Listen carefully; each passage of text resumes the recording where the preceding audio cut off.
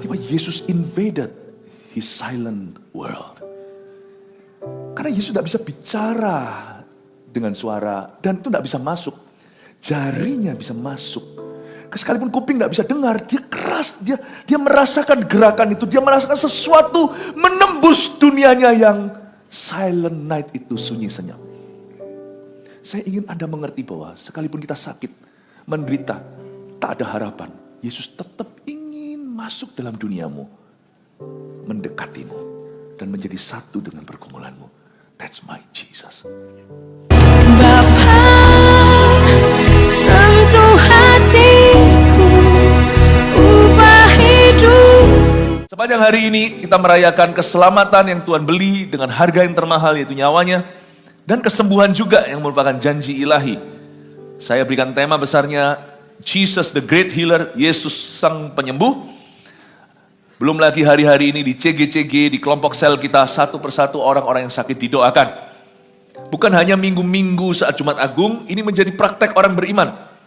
We must exercise our faith, kita harus mempraktekkan iman kita untuk memberkati orang lain, untuk mengimani kesembuhan mereka. Karena waktu Yesus mati di kayu salib, dia bukan hanya ingin membawa kita ke sorga. Itu iya, berkat terbesar, mujizat terbesar itu bukan kesembuhan, tapi keselamatan jiwa. Tapi Yesus gak hanya ingin membawa kita ke sorga, salah satu bunyi Yesaya 53 adalah, dia mati bukan hanya menanggung pemberontakan kita, tapi memikul sakit penyakit kita juga. Tapi memang bicara soal sakit dan sembuh ini tricky sekali. Buktinya banyak orang yang kita doakan belum sembuh, atau kita sendiri yang belum disembuhkan. Janganlah imanmu goyah, tetap berharap pada Tuhan. Kebaktian sebelum ini tadi saya jelaskan, ada perempuan pendarahan 12 tahun. Nunggu lama-lama jadi biasa, lama-lama sudah bisa menerima, ya inilah faktanya. Pada hari ini Jumat Agung kita diingatkan, gentle reminder, untuk kita koyakkan iman lagi. Let's believe in miracles. Karena waktu kita percaya dalam mujizat, ada banyak mujizat terjadi. Waktu kita menutup pintu, maka kita juga tidak melihat kemuliaan Allah. Saya ajak kita untuk percaya. Dari semua 5 kali ibadah beda-beda tentunya, sekarang kita di ibadah yang bertema umum 4, yaitu Yesus menyembuhkan seorang tuli. Mari kita buka Markus pasal 7 ayat 31. Markus 7 ayat 31 sampai 37 saya baca dulu. Ini adalah Injil Markus yang mencatat, merekod salah satu mujizat dalam pelayanan Yesus. Siapa percaya Yesus tidak berubah dahulu sekarang selamanya, berarti Yesus ada di sini, dia tetap bisa melakukan yang sama. Kasih tepuk tangan untuk Tuhan. Praise the Lord, thank you. Kemudian Yesus meninggalkan pula daerah Tirus dan dengan melalui Sidon pergi ke Danau Galilea di tengah-tengah daerah Dekapolis. Di situ orang membawa kepadanya seorang yang tuli dan yang gagap dan memohon kepadanya supaya ia meletakkan tangannya atas orang itu. Dan sesudah Yesus memisahkan dia dari orang banyak, sehingga mereka sendirian, ia memasukkan jarinya ke telinga orang itu. Lalu ia meludah dan meraba lidah orang itu. Kemudian sambil menengadah ke langit, Yesus menarik nafas dan berkata kepadanya, Ephata, artinya terbukalah. Maka terbukalah telinga orang itu, dan seketika itu terlepas pula lah pengikat lidahnya. Lalu ia berkata-kata dengan baik. Yesus berpesan kepada orang-orang yang ada di situ supaya jangan menceritakannya kepada siapapun juga. Tapi makin dilarangnya mereka, makin luas mereka memberitakannya. Mereka takjub dan tercengang, dan berkata, ia menjadikan segala-galanya baik, yang tuli dijadikannya mendengar, yang bisu dijadikannya berkata-kata. Ada sebuah kejadian yang sangat unik. Ini kesembuhan ini gak bisa ditiru mentah-mentah. Tetapi kita lihat prinsipnya, Yesus itu sang penyembuh. Metodenya memang unik sekali. Baca dulu ayat 31. Kemudian Yesus meninggalkan pula daerah Tirus. Dan dengan melalui Sidon pergi ke Danau Galilea. Di tengah-tengah daerah Dekapolis. Kejadian ini di daerah Dekapolis. Kata Dekapolis artinya 10 cities atau 10 kota. Ada 10 kota. Itu adalah kota-kota yang didominasi oleh orang-orang non-Yahudi. Jadi kota-kota sekuler, benar-benar New York, Rio, Tokyo. Kota-kota yang tidak percaya Tuhan, malah banyak penyembah berhala. Karena orang-orang Yahudi sangat religius. Karena mereka menyembah Yahweh. Sedangkan Dekapolis, bahkan ada peternakan babi. Sebuah kejadian dekat situ adalah adanya ribuan babi kesurupan itu loh, ketika Yesus melepaskan seorang orang gila di daerah mereka yang suka keluyuran di kuburan. Kesembuhan bisa terjadi in the odd place, di tempat-tempat yang ganjil, di tempat-tempat yang gak mungkin, di tempat-tempat yang gelap. Kuasa Tuhan itu tidak terbatas. Tidak terbatas dengan berapa lama Anda sudah menderita. Situasi yang mustahil sekelilingnya. Atau bahkan orang-orang di sekitar Anda tidak mendukung Anda. Tuhan itu mendengarkan doa. Dan Tuhan itu bisa bekerja kapan saja dan di mana saja. Dan dengan cara apa saja. Yang pasti tidak akan pernah melanggar firman yang tertulis, yaitu Alkitab. Di situ ada seorang, ayat 32, membawa kepadanya seorang yang tuli dan yang gagap. Dan memohon kepadanya supaya ia meletakkan tangannya ke atas orang itu. Coba lihat ayat 32, dalam ayat 32 ada dua orang sebenarnya. Sama-sama kita tidak tahu namanya. Tapi yang satu kita lebih perhatikan, karena orang itu yang sembuh. Jangan pernah anggap orang-orang yang ada di dalam Alkitab ini semua hanya figuran. Masing-masing punya peran. Kalau Anda baca di ayat 32, di situ orang membawa. Ada satu orang, bukan dua. Someone, somebody. Di situ ada orang membawa kepada Yesus. Seorang yang tuli dan gagap. Inilah tempat doa syafaat. You can pray for somebody on behalf atau mewakili seseorang. Tuhan, doakan papa yang sedang sakit kanker stadium 2. Tuhan, doakan mama yang pendarahan dan lemas di rumah. Tuhan, doakan anakku yang leukemia. Tuhan, doakan tetangga saya. Orang ini bahkan mungkin bukan keluarga. Di situ ada orang yang peduli saja. Dia bawa orang itu secara fisik ke Yesus. Orang tuli dan gagap ini mungkin sudah gak punya teman. Gimana komunikasi? Tapi ada satu orang yang beriman. Bahkan sebelum dia percaya, iman itu sudah ada di dada orang yang membawanya. You know you can have faith for someone else's healing. Anda bisa punya iman untuk kesembuhan orang lain. Kesembuhan seseorang di hidupmu. Tapi Yesus itu luar biasa. Dia menyembuhkan dengan berbagai macam cara. Kali ini caranya cukup aneh. Coba kita lihat ayat 33. Dan sesudah Yesus memisahkan dia dari orang banyak. Orang yang gagap dan tuli itu loh. Sehingga mereka sendirian, ia memasukkan jarinya ke telinga orang itu. Masih oke lah ya, semoga orang itu bersih-bersih kuping. Kalau nggak keluarnya nanti kalau ada yang menyusul gitu loh. Cara ini kurang higienis. Tapi siapakah kita untuk menghakimi? Yesus tidak pernah kena kotoran. Kotoran kena dia jadi bersih. Kalau kita manusia bisa takut tertular. Kalau orang sakit sama Yesus, Yesus gak jadi sakit. Mereka jadi sembuh. Coba lihat ya caranya. Caranya masih gak seberapa. Cara dia melepaskan pengikat lidah.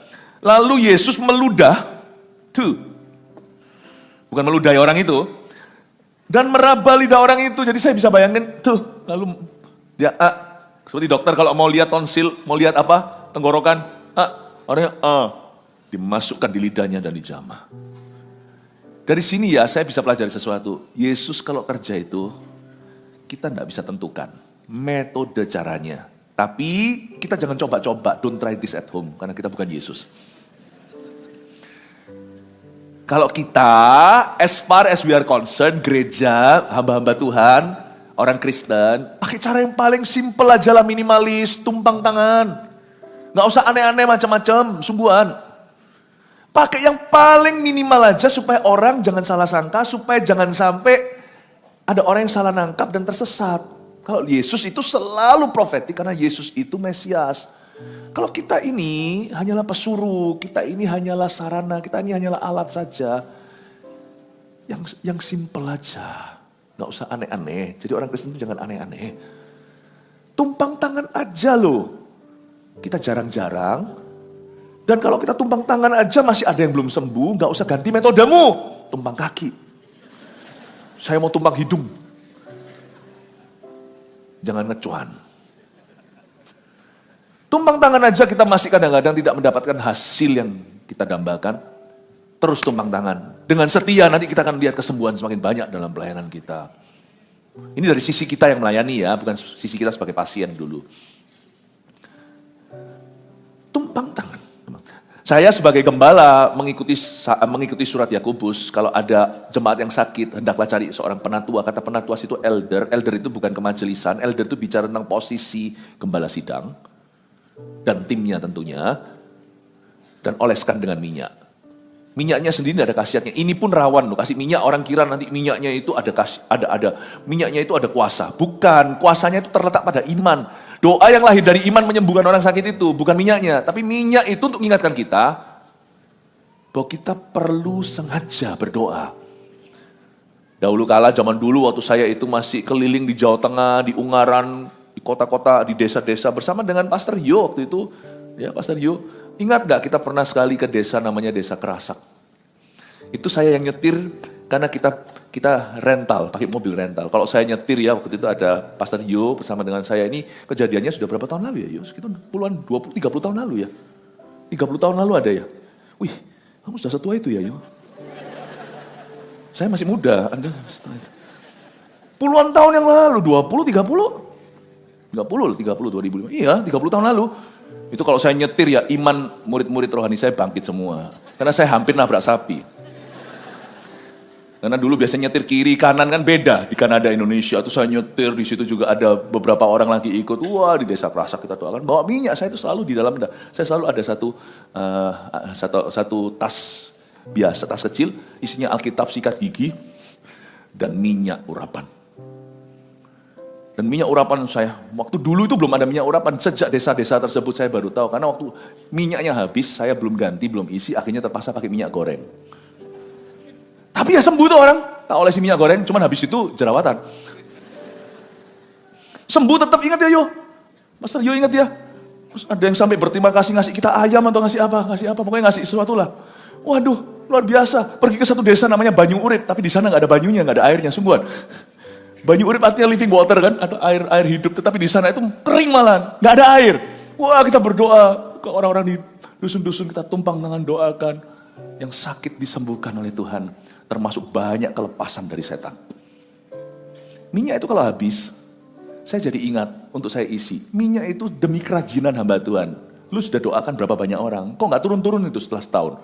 Jarang-jarang ya doakan jemaat. Minyak itu tidak ada khasiatnya. Khasiatnya dalam kerajinan kita untuk terus beriman dan mengimani dan terus melayani. Doa yang lahir dari iman itu menyembuhkan orang sakit. Dan kalau ada dosa dalam dirinya, Tuhan akan mengampuninya. Paham Bapak Ibu Saudara? Kalau kita yang simple aja, yang minimalis, tumpang tangan dalam nama Yesus. Jangan cari sensasi. Pakai ini itu. Saya tahu kalau kita diurapi mau pakai cara yang sensasional juga terjadi kesembuhan. Musa loh pakai cara yang salah. Tuhan suruh dia pakai kata-kata, dia main pukul segala. Itu tetap keluar loh dari gunung batu. Keluar airnya, tapi Tuhan marah sama dia. Apa-apaan kamu, kenapa tidak menghormati hadiratku? Membuat orang jadi salah sangka tentang aku. Oke? Tapi kalau Yesus beda. Karena Yesus itu adalah Allah. Dia menunjukkan sesuatu dari cerita ini yang saya ingin kupas pada Anda, kenapa dia begitu. Intinya kenapa Yesus pakai metode ini, nggak tahu. Hanya Tuhan yang tahu persis mengapa dia pakai metode tersebut hari itu terhadap orang yang tuli dan bisu ini. Pasti ada sesuatu dalam misteri Allah yang kita tidak pahami. Cara Tuhan itu berurusan dengan setiap orang itu beda-beda. Pasti ada something dalam hidup orang ini yang dilepaskan bukan sekedar pengikat lidahnya, membuat dia jadi mengerti Yesus siapa lewat metodenya. Saya tidak akan masuk ke area itu sebab itu nggak bisa dijelaskan. Kita tinggal percaya sama Tuhan. Tapi kalau saya melihat cara Yesus menyembuhkan ini, saya mendapatkan bahwa Yesus tidak pernah menyembuhkan dengan cara yang sama. Selalu caranya itu heran. Kadang-kadang dia menyembuhkan dengan cara satu kata. Seperti perwira Italia, sebutkan saja. Dia menyebutnya jam itu, detik itu, menit itu, hambanya sembuh. Kadang-kadang Tuhan itu dengan dialog dan berkata, baiklah, aku kabulkan. Dia tidak memberi perintah, dia hanya mengabulkan dalam sebuah dialog dengan seseorang, maka sembuhlah. Kadang-kadang Tuhan menjamah seperti orang kusta, yang tidak pernah dipegang orang untuk sekian lama, bahkan istrinya pun meninggalkan dia. Teman-temannya lari semua di karantina seumur hidup tahu. Apalagi orang-orang kusta seumur hidup itu.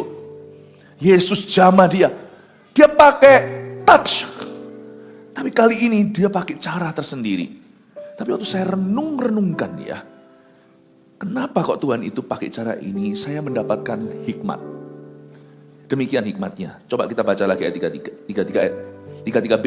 Ia memasukkan jarinya ke telinga orang itu. Orang bisu dan tuli itu dunianya sepi, sunyi senyap. Dunianya tidak ada komunikasi dan orang itu distant. Pernahkah Anda turun pesawat? Misalnya setelah naik pesawat cukup lama, bukan yang cuma 1-2 jam. Atau yang ketinggiannya lebih tinggi daripada biasa yang hanyalah perjalanan domestik saja. Itu Anda turun lalu terasa seperti dunia itu asing, jauh, terus Anda begini-begini untuk buat plong tuh kuping, tapi belum bisa. Anda merasa seperti jauh. Orang ini sudah sekian lama tuli, kemungkinan dari lahir apalagi. Waktu Yesus memasukkan jarinya ke telinga, bukan korek kuping. Dia masuk menembus kesunyian orang itu. Yesus itu personal. Ini hikmat yang saya dapat. Ketika dia masuk, coba bayangkan, gak usah sekarang ya. Tapi kalau Anda masukkan jari Anda ke kuping, kan rasa tiba-tiba kayak keras di suara. Tiba-tiba Yesus invaded his silent world. Karena Yesus tidak bisa bicara dengan suara, dan itu tidak bisa masuk. Jarinya bisa masuk. Sekalipun kuping tidak bisa dengar, dia keras, dia merasakan gerakan itu, dia merasakan sesuatu menembus dunianya yang silent night itu, sunyi senyap. Saya ingin Anda mengerti bahwa sekalipun kita sakit, menderita, tak ada harapan, Yesus tetap ingin masuk dalam duniamu, mendekatimu, dan menjadi satu dengan pergumulanmu. That's my Jesus. He's not just Jehovah Rapha, He is love. Dia bukan hanya Jehovah Rapha, dialah kasih. Dan saya yakin orang tuli itu langsung memberi perhatian. Kalau tadinya segala sesuatu, semua terjadinya seperti drama di depan. Itu gak relevan. Bagi dia gak ada di dalam dunia orang-orang yang rame ini. Yang cuap-cuap mulutnya gerak-gerak, tapi dia gak bisa dengar suaranya. Dan orang-orang ini gak bisa masuk ke dalam dunia yang sunyi. Dia hanya berkutat pada pikiran-pikirannya. Tapi waktu Yesus masukkan jari, tiba-tiba dia merasakan hadiratnya. Oh, you are in my world. Aku belum dengar suara. You are in my world. Kau ada di duniaku. Buka pintu. Tuhan hanya ingin memberimu sembuh. Tuhan itu Immanuel, Dia ingin ada di situ untuk Anda. Bahkan sebelum Anda disembuhkan. Dan kenapa Tuhan meraba? Pakai ludah kan? Tuh. Ya, jangan contoh ini ya. Bayangin kalau saya altar call, siapa di sini yang mau saya ludah? Ya kan gak lucu. Gak ada yang maju, jangan maju dah. Saya beritahu dulu kalau sampai ada yang altar call gitu. Yesus meludah. Tuh. Lalu pakai ludah itu meraba lidahnya. What is it? Saya kok dapat hikmat begini ya. Bahwa lidah itu kan ludah. Yesus ingin memberikan kemampuannya. Siapa pencipta lidah ketika Musa ragu dan bimbang apakah dia bisa fasih bicara, dia sampai butuh Harun segala. Tuhan kan ngomong sama Musa sampai Tuhan agak ngamuk karena Musa itu ngotot sama Tuhan, itu ngeyel banget. Sampai Tuhan berkata, itu loh Harun, udah dia aja. Padahal nanti faktanya, ada faktonya, Harun gak pernah bicara, Musa terus melulu dari awal sampai akhir. Tuhan bilang gini, siapa pencipta lidah? Siapa pencipta mulut? Tuhan yang memberimu fasih. Luar biasa gak? Tuhan memberi kemampuannya. Siapa pencipta lidah? Tuhan tidak hanya memberi dia lidah yang bisa berbicara, Tuhan kasih lidahnya. Paham ini? Tuhan kasih lidahnya. Tuhan kasih lidahnya. Tapi kan gak mungkin Tuhan kasih lidahnya masukkan ke lidahnya dia. Dia memberikan kehidupan dari dirinya. Kalau manusia kuman, kalau Tuhan kehidupan. Kita cukup tumpang tangan. Jangan pakai tumpang kaki, meludah segalanya itu gak relevan, gak perlu. Simpel aja tumpang tangan dengan sopan. Dalam nama Yesus, orang sembuh. Tapi Tuhan meludah. Lalu masukkan ke lidahnya. My tongue is your tongue. Kira-kira orang ini hanya sembuh? Hanya Tuhan yang tahu. Saya spekulasi. Mungkinkah orang ini salah satu nanti waktu Pentakosta termasuk di sana? Akhirnya dia menjadi seorang pengkhotbah, jadi bishop di mana suatu hari? Nggak tahu, hanya Tuhan yang tahu. I'm giving you my ability to speak. Aku memberikan padamu kemampuan untuk berbicara. Tuhan hanya memberimu kesembuhan. Tuhan memberimu dirinya. Makanya Petrus ketika jalan di gerbang indah, ada seorang pengemis di sana minta-minta. Petrus tidak berkata, Tuhan sembuhkan dia, atau aku berdoa, aku berikan kepadamu dengan dalam nama Yesus kesembuhan. Tapi dia berkata, apa yang kupunya kuberikan padamu. Tuhan itu kalau hadir, sesuatu bisa terjadi loh. Tenaga bisa keluar dari dia. Seperti wanita pendaraan yang menjamalnya dari belakang. Ketidakmampuan kita itu, kalau kita percaya akan diganti dengan kemampuan Allah. I'm giving you my tongue, aku memberikan padamu lidahku untuk berbicara. Nih, dan tiba-tiba kalau Anda lihat, orang itu terbuka telinganya dan terlepas pula pengikat lidahnya ayat 35. Lalu ia berkata-kata dengan baik. Tapi sebelum itu, ada satu episode lagi jangan kau lompati. Ayat 34. Setelah Yesus memasukkan jari ke telinga orang itu, lalu meludah dan meraba lidah orang itu, sebelum terbuka telinga orang itu di ayat 35, dan seketika terlepas pula lah pengikat lidahnya, ada ayat 34 yang bunyinya, kemudian sambil menengadah ke langit, Yesus menarik nafas. Dan berkata kepadanya, Ephata! Artinya terbukalah. Sebab kerajaan sorga itu activated by voice. Ingat ya, kerajaan sorga tidak diaktifasi dengan penglihatan. Orang benar akan hidup dengan iman. Iman timbul dari pendengaran, bukan penglihatan. Kita nggak bisa ubah. Ini sudah takdirnya. Memang dari sononya. Kerajaan sorga itu aktivasinya activated by voice. Seperti misalnya telepon kita, hey Siri, langsung ceng. Ya kalau telepon tertentu. Kalau yang saya nggak ngerti, saya tidak bisa mewakili. Saya ini gaptek sudah, mendingan jangan cari teknologi sebagai ilustrasi. Tapi ada orang-orang itu yang aktivasinya, saya dulu pernah sekali waktu pelayanan ke benua mana, itu saya melihat orang-orang sana masuk itu cuman tinggal lihat ini, tit, matanya aktivasi itu dengan lihat kelopak matanya, apa? Dengan retinanya. Saya gini juga nggak bisa buka dia, karena mata saya belum disimpan dalam database-nya. Tapi kerajaan sorga itu aktivasi dengan suara. Dan kunci kerajaan sorga itu iman. Iman itu dari pendengaran plus pengakuan iman kita. Ya Tuhan, ku percaya. Aku percaya. Kita ngaku iman kita. Lewati lembah air mata. Aku tidak sangkali pergumulanku, tapi aku percaya. Ini aktivasinya. Firman-Mu, ya dan amin. Tuhan berfirman, harus ada yang ya, harus ada yang amin. Aku percaya. Nah ini pengakuan iman. Kemenangan akan terjadi. Bukan. Nanti saya dimarahi sama orang mengubah-ubah lagu orang. Kemenangan sudah kau jamin. Aku percaya. Makanya Yesus pernah mengajarkan begini pada murid-muridnya. Waktu Yesus mengutuk pohon ara, mereka terkagum dan terpukau. Dan Yesus berkata, bukan hanya itu. Kalau kamu berbicara dengan iman dan tidak ragu atau bimbang, itu akan terjadi. Tapi kita nggak boleh ngawur, bicara apa saja. Karena Tuhan tidak pernah berjanji sertai perkataan kita. Tapi Tuhan hanya sertai firman-Nya. Kalau yang kita ucapkan selaras dengan firman Tuhan, apalagi kalau kita dapatkan sebagai remah dan sebagai janji Tuhan yang betul-betul kita dapatkan dalam doa, come on, akui itu. Aku adalah Abraham. Kata Abram itu artinya biasa. Abram itu bapak segala bangsa-bangsa. Aku Abram, tiap hari dia mengakui aku bapaknya bangsa-bangsa. Anak satu aja belum ada. Tapi dia mengakui, makanya dia disebut bapak iman. Firman-Mu, ya dan amin. Aku percaya. Kemenangan sudah kau jamin. Aku percaya. Makanya mulut jangan dipakai untuk mengeluh. Jangan dipakai untuk membunuh. Mulut dipakai untuk mengaku. Tapi jangan mengakui apapun. Jangan mengakui kekalahanmu, mengakui firman.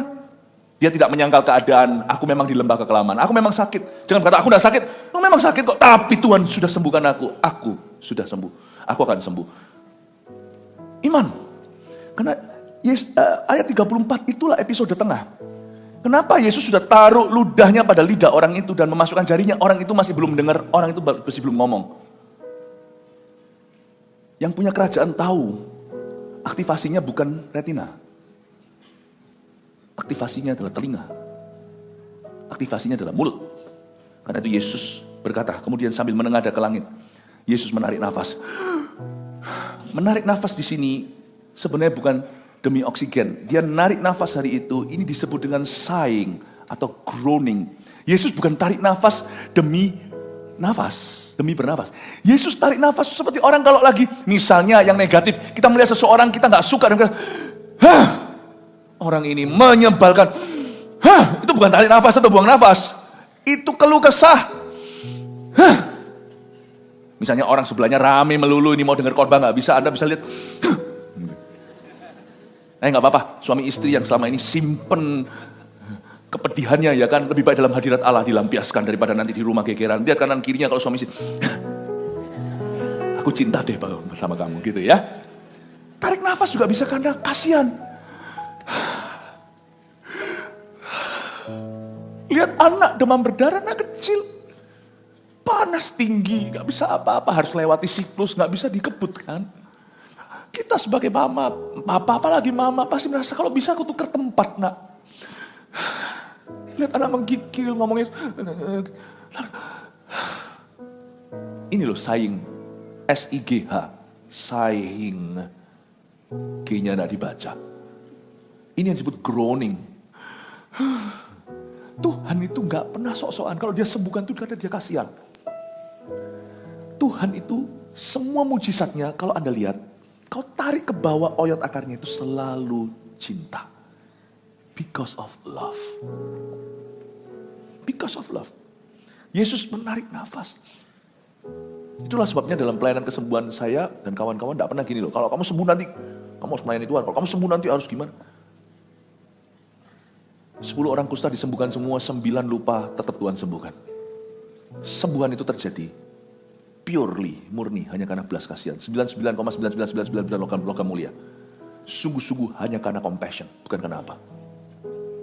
Kalau Anda tidak punya belas kasihan pada orang sakit, jangan masuk di dalam healing ministry. Nanti sok-sokan. Tapi kalau Anda punya belas kasihan, sekalipun imanmu sebesar biji sesawi, fales lagi imannya. Kalau ada belas kasihan, imanmu akan semakin besar, tidak bisa semakin kecil. Karena iman bekerja melalui kasih. Sebab ketika kita berbelas kasihan, kalau Anda baca kejadian-kejadian di Alkitab, seorang ibu karena anaknya, ingat itu, salah satu ibu itu adalah Syro-Fenisia, keturunan Yunani. Yesus sudah tolak dia mentah-mentah, tapi demi anaknya yang kerasukan setan. Orang gak punya iman, wong dia orang asing bukan bangsa Israel, dia gak ngerti firman, dia cuma dengar desas-desus. Kesaksian orang, kesaksian kesembuhan. Tapi dia beranikan diri dengan iman pas-pasan. Tapi waktu dia lihat bahwa anaknya tidak ada harapan, dan hanya Yesus harapan satu-satunya, dan ini pun pupus lagi. Dia beranikan diri, aku anjing pun akan makan dari remah.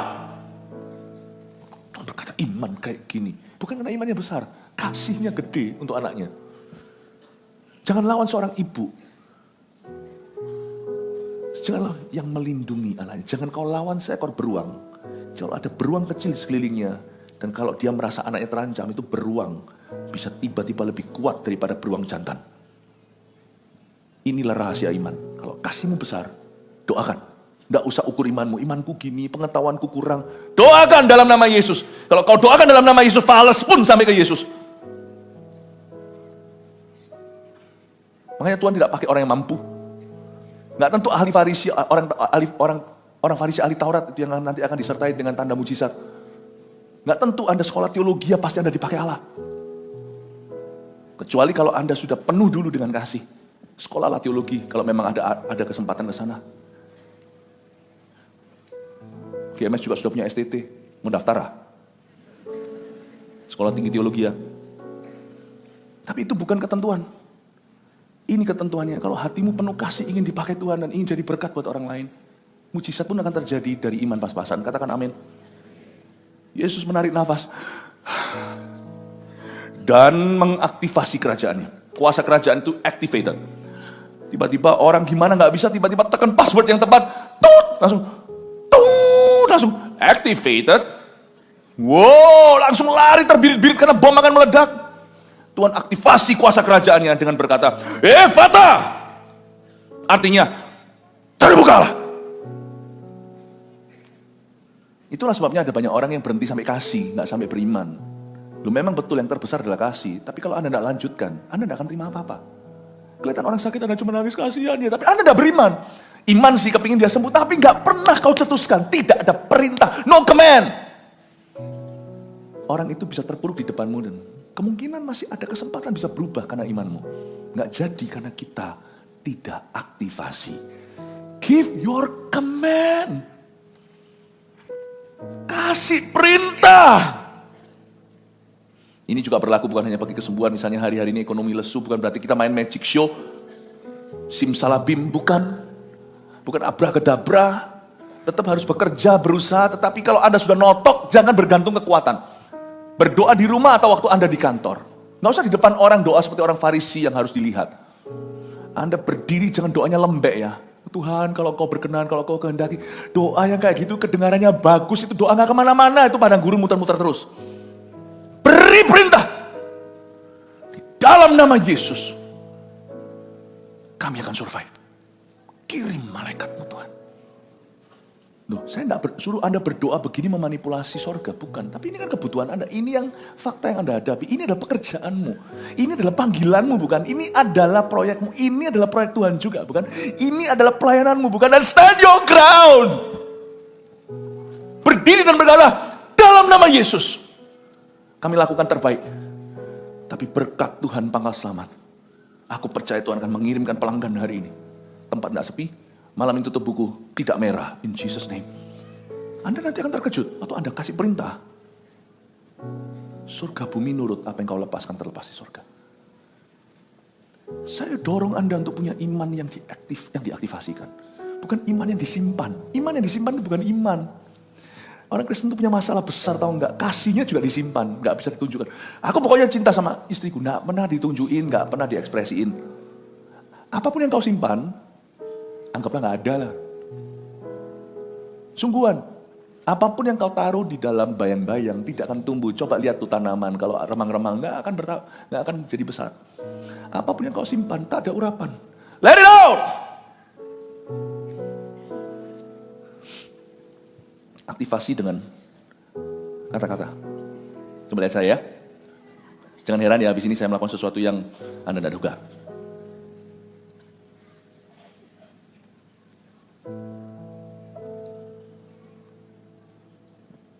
Itu yang streaming juga ya, lihat saya. Amin? Amin apa? Tahukah Anda selama tadi 1 menit itu memang agak sedikit jadi krik kan? Loh, saya sedang berkhotbah loh tadi. Anda tidak dengar? Cuma saya tidak keluarkan. Sayang tadi 1 menit itu ada pewahyuan yang luar biasa dari Tuhan barusan ini. Cuman semua perenungan dan semua itu saya rasakan, cuma saya tidak keluarkan. Berguna enggak buat Anda? 1 menit tadi itu loh, saya tadi barusan bicara sesuatu yang bisa jadi kunci loh. Kunci kemenanganmu.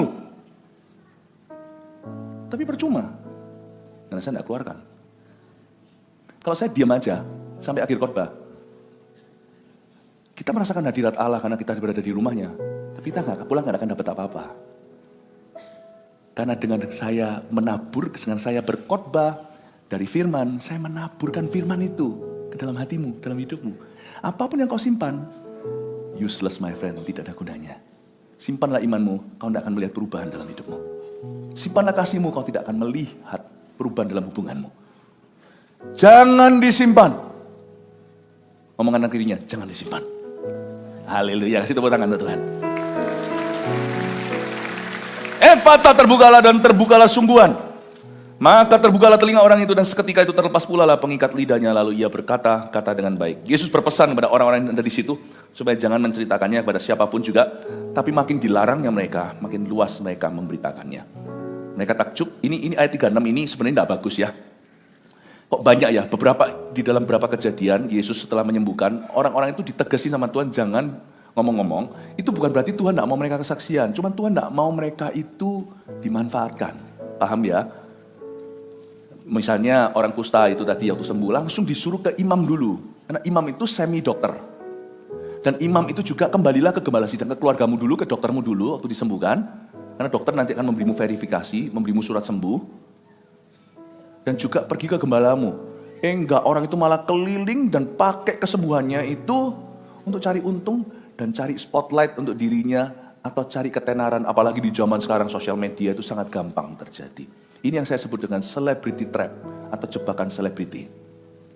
Baik orang yang percaya pindah dari kepercayaan tertentu, Dia masih baby rohani loh, dicegein dulu harusnya kayak gitu kalau di gereja kita. Dimuridkan dulu. Kesaksian boleh, tapi di kelompok-kelompok kecil. Makanya itu nanti setelah kita doa hari ini bergandengan tangan, kalau terjadi kesembuhan, bukan kalau, pasti terjadi kesembuhan di antara Anda, katakan amin. Nah ini yang bisa aminkan, karena saya tidak khotbah di dalam diri, saya khotbahkan.